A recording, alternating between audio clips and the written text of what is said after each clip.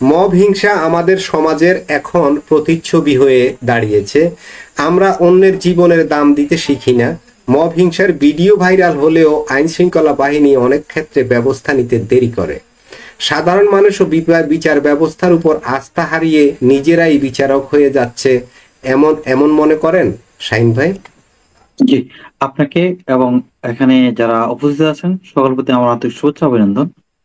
তো আপনার প্রশ্নটা, আমি আপনাকে মব কথাটা খুঁজে আমি একটু বলি, তাহলে আপনি বুঝতে সহজ সহজ হবে।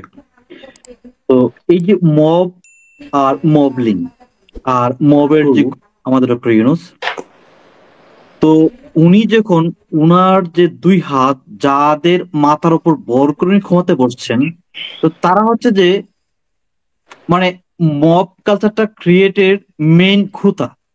এখন যারা উনাকে নিয়োগ দিয়েছেন, যার আহ্বানে তিনি আসছেন, বাংলাদেশের ক্ষমতা গ্রহণ করেছেন, এখন আপনি কি আপনার বাবাকে কিছু বলতে পারবেন?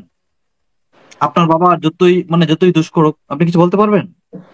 বলতে পারবেন না। আপনি আপনার বাবাকে কি আপনার পরামর্শ দিতে পারবেন, কিন্তু আপনার বাবা শুনতে পারে, নাও শুনতে পারে। কারণ ডক্টর ইউনূসের বাবা তো ওই যে মব কালচারের লোকেরা।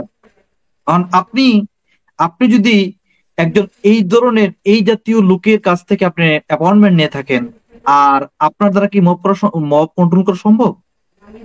আমি আসলে কি গতকালের যে ঘটনাটা, এই ঘটনাটা মানে আইয়া বেলিয়া যদি এই সময়ের কেউ থাকতো, হয়তো তারা লজ্জাবোধ করতো। আমি শুনেছি আইএমএ জেলের কথা, যে তাদের নিজের সন্তানদেরকে, তারা মেয়ে সন্তানদেরকে, পুরুষদেরকে না, মেয়ে সন্তানদেরকে তারা জীবিত কবর দিত, কিন্তু এরকম পাথরের মতো কুপায় মারতো না। এই এইরকম নির্লজ্জ জাতি আমরা দেখব, এটা কখনো আমি এই বাংলাদেশে, বঙ্গবন্ধুর দেশে কখনো আমি আশা করিনি।